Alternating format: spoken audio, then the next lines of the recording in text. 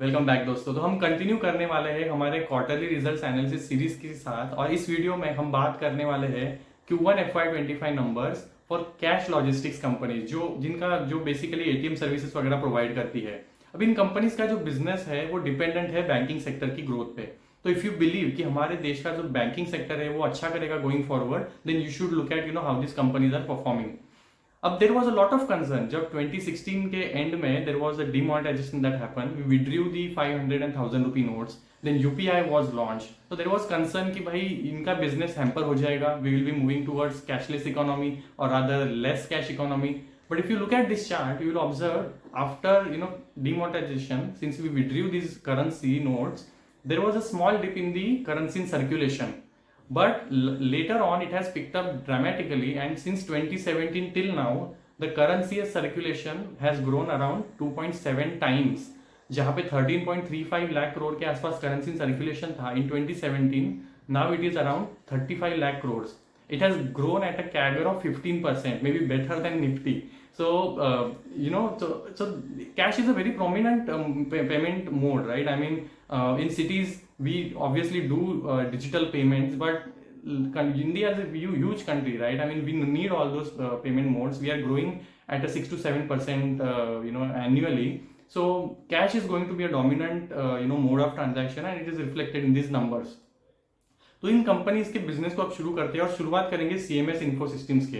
तो ये एक 2008 में शुरू हुई कंपनी है। इसका आईपीओ अराउंड 2021 में आया था दिसंबर के आसपास। अराउंड 9000 के करोड़ के आसपास इसका मार्केट कैप है, and this is a number 1 player when it comes to ATM services, cash logistics का ये जो पूरा बिजनेस है, ये अराउंड 40% मार्केट शेयर होल्ड करता है। तो अराउंड इंडिया में 2.7 लाख एटीएम्स है, जिसमें से अराउंड 1.5 लाख और आउटसोर्स, मतलब बैंक्स खुद नहीं चलाती, इन्होंने थर्ड पार्टी को आउटसोर्स करने दिया है। एंड उसमें से अराउंड 72,000 प्लस एटीएम सीएमएस खुद सर्विस करता है। अराउंड 48 to 49% का मार्केट शेयर है सीएमएस इन्फो के पास। अब ये कंपनी की एक्चुअली दो बिजनेस वर्टिकल्स है। एक हो गया कैश लॉजिस्टिक्स, ये पूरा एटीएम के रिलेटेड जो कैश ट्रांजिट में होता है या फिर कैश रिप्लेनिशमेंट होता है एटीएम्स में, ये जो पूरा काम होता है ये इनका एक बिजनेस वर्टिकल है। और दूसरा है मैनेज सर्विसेज, मतलब एटीएम की सर्विसेज को भी यही खुद हैंडल करते हैं। तो एंड टू एंड एटीएम का जो सॉल्यूशन प्रोवाइडर है ये है CMS info systems.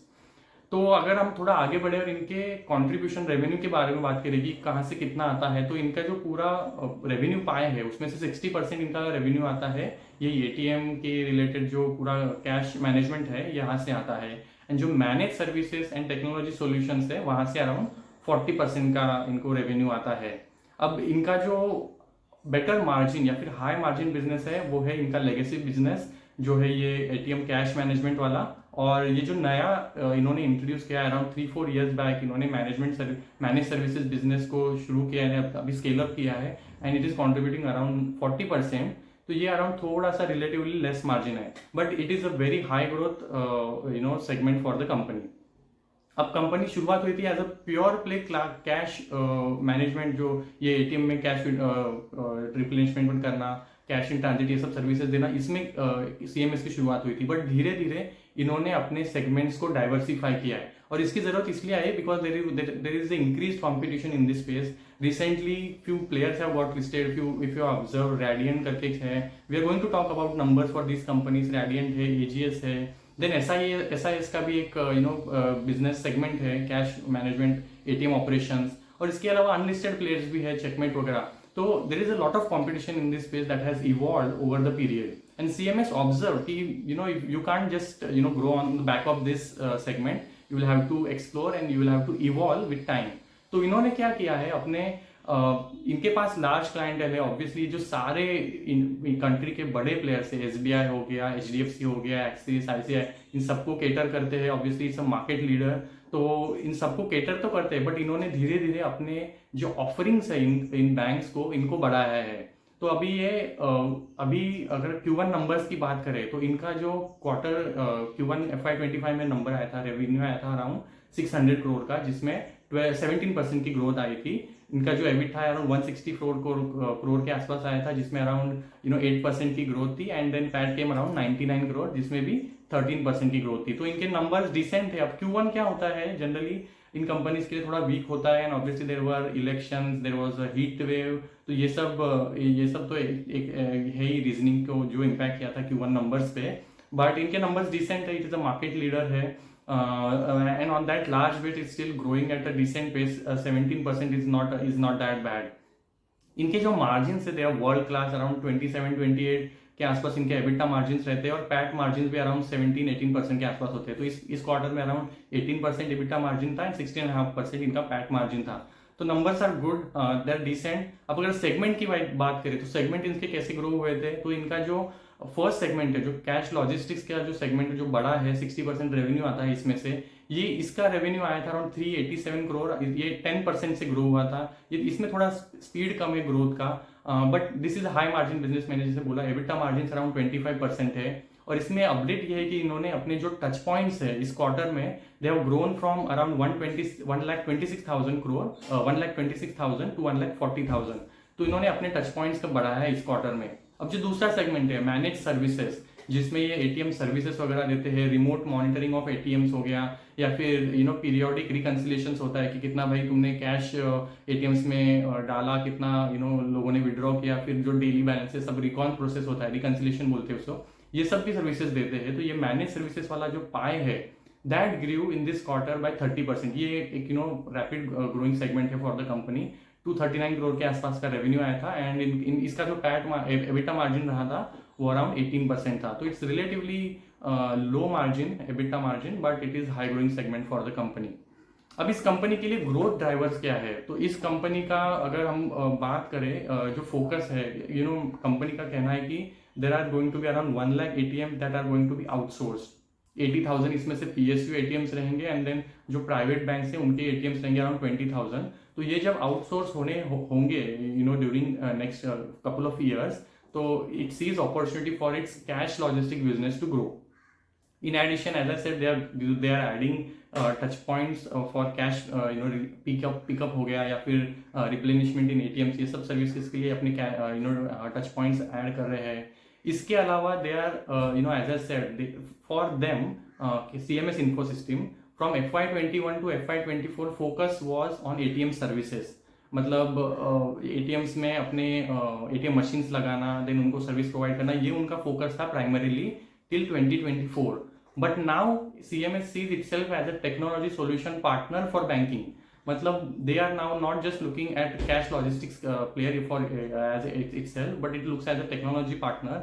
It wants to cater to all the needs end to end when it comes to ATM services।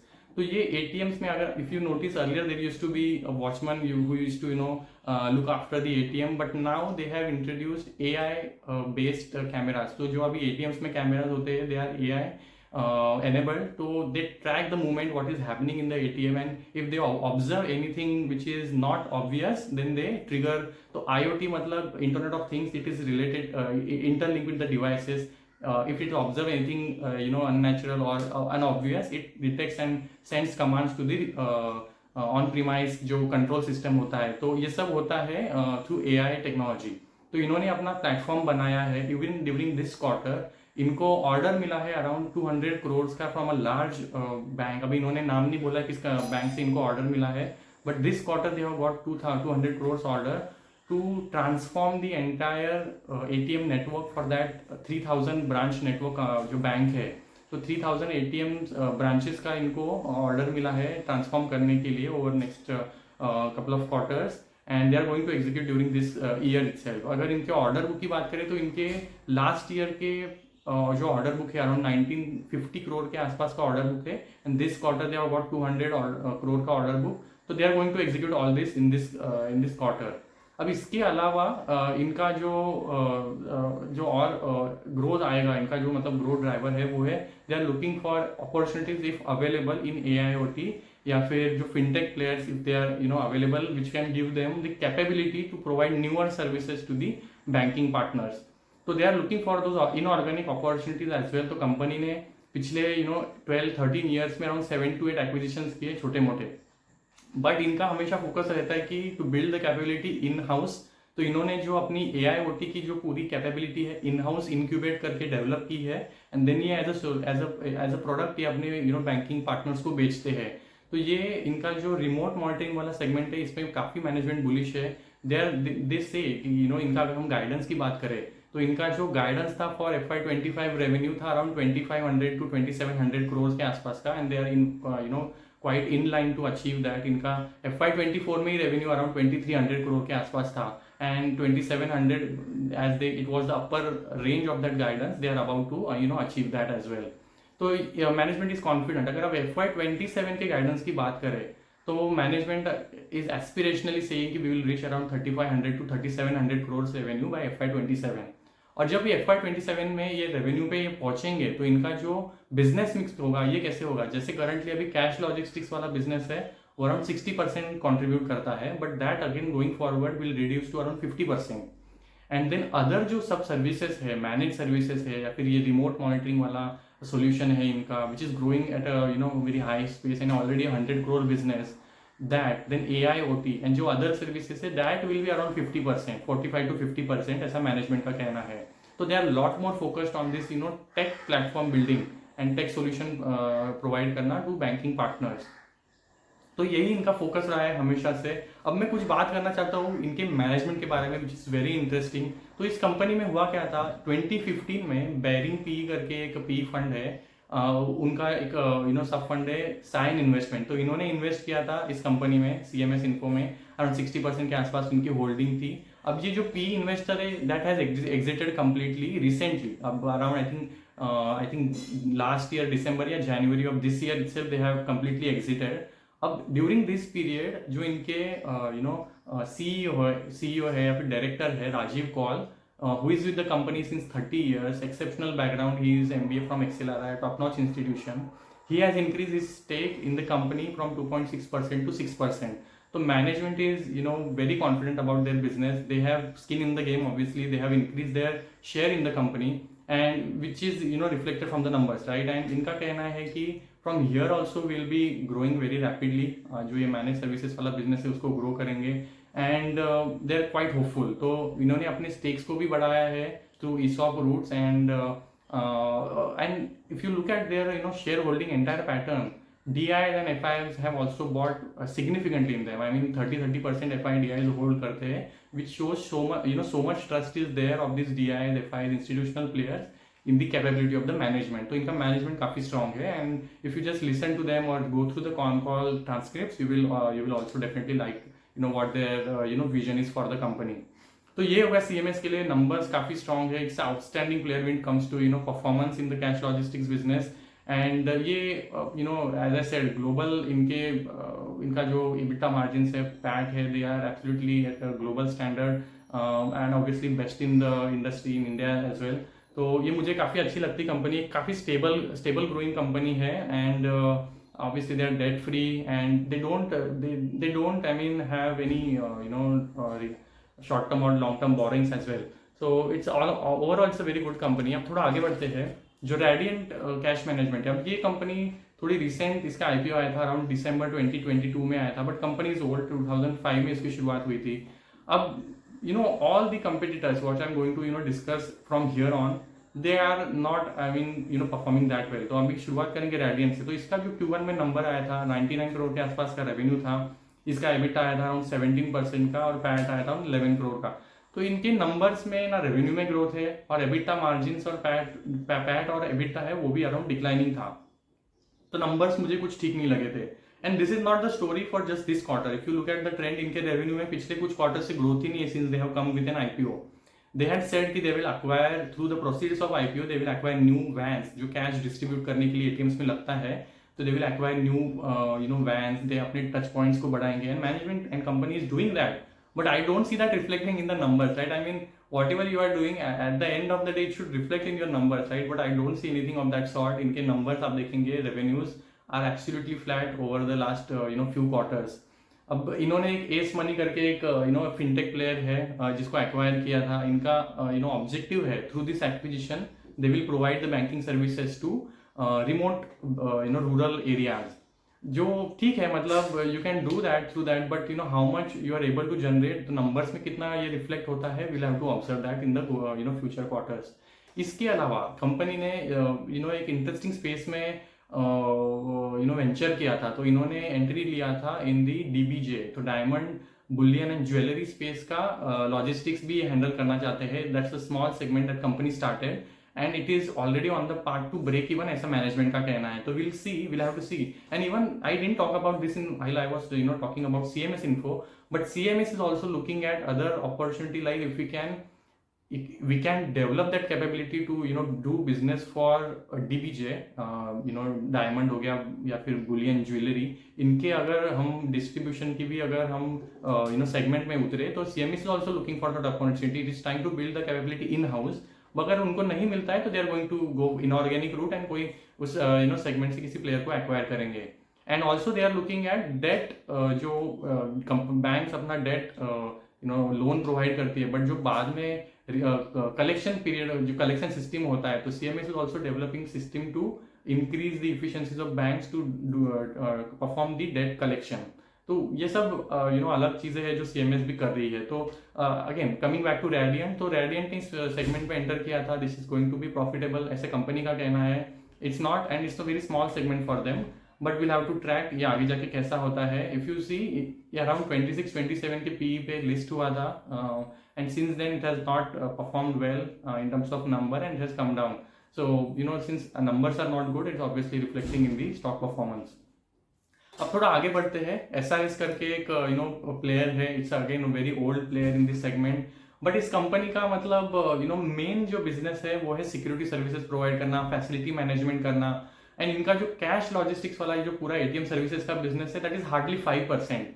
मतलब if you are looking to play the cash logistics and ATM services वाला business, I don't think SIS would be a right play, because इनका जो पूरा overall revenue है उसका hardly 5% आता है through cash business. So it's going good. If you look at numbers, around 170 crore के आसपास से उसका revenue आया था, 12% का growth था, EBITDA और PAT numbers भी healthy थे, इसमें भी growth था, but it was a loss making segment for the company for just recently until few quarters, and it has come back into profits. It is now growing at a decent pace, but we'll have to see कि management का actually focus है कि नहीं, because it's hardly 5% business for them. And when I look went through the con call transcript or their PPT, I don't see evident focus on this business. मतलब we'll have to see in the future quarter if they are able to really grow this space. And then lastly जो company है ये AGS Transact. अब this company is absolutely has gone through a terrible phase. ये company actually 2002 में इसकी शुरुआत हुई थी। It is now 22 years, but इसका मार्केट कैप अभी भी 1300 करोड़ है। मतलब भाई तुम 22 साल में कर क्या रहे हो? It's absolutely question to ask. अभी इनका सबसे बड़ा प्रॉब्लम है डेट। इनका जो बुक में डेट है, डेट टू इक्विटी रेशियो है अराउंड 2.4 का है। तो इससे होता क्या है, even if you perform well operationally, तो if you look at the numbers, इनके ऑपरेशनली 24-20% के आसपास के EBITDA मार्जिन होते हैं, but as you come down to PAT, it's hardly anything, and they are even loss making throughout these years.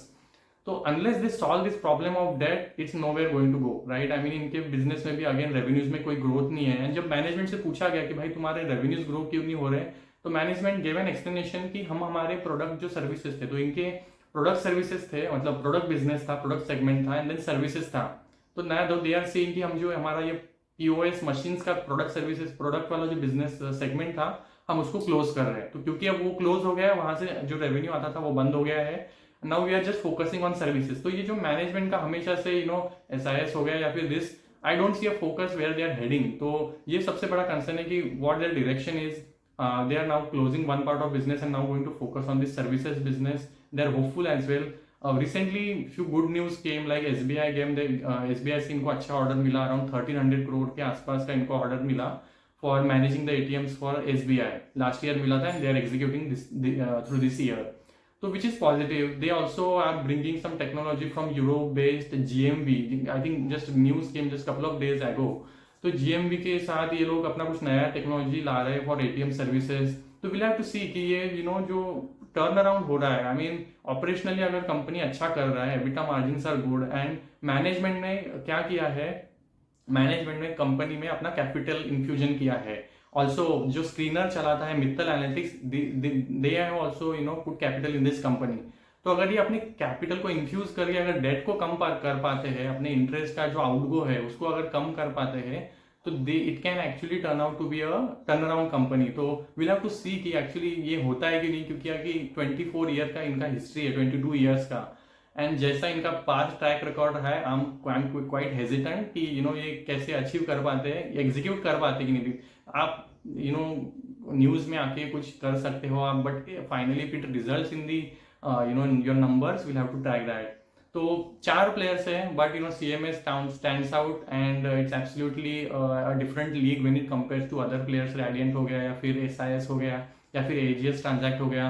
तो it's up to you, you can analyze the numbers. मुझे CMS के numbers अच्छे लगे थे, and will have to see कि ये आगे चल के जो अपना टेक्नोलॉजी प्लेटफॉर्म है, I am talking about CMS, इसको कैसे स्केल अप करते हैं। मैनेजमेंट का जो गाइडेंस है अराउंड 2027 में अपने रेवेन्यू को 3500 to 3700 करोड़ तक लेके जाएंगे। And till now they were able to achieve, right. I mean FY25 का जो गाइडेंस था, they are quite in line to achieve that. तो I am hopeful, and management is very professional, it is a professional driven company.